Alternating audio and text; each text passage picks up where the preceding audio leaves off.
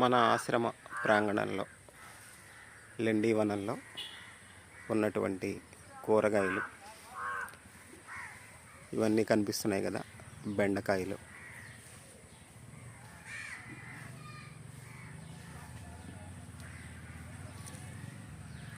ఈ పక్కనే పచ్చిమిర్చి,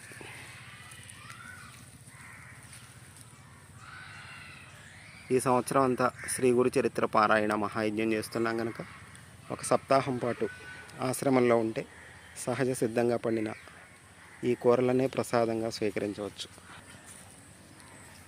టమోటా ఇప్పుడిప్పుడే కాయలు వస్తున్నాయి.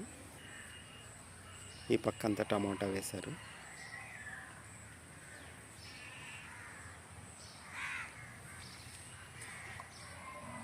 ఇవన్నీ టమోటా. ఈ పక్కన వంగ.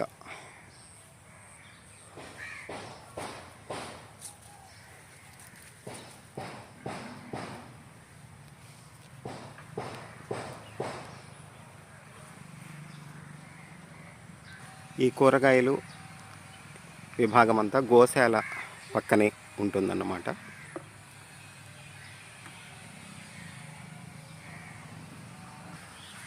బీర,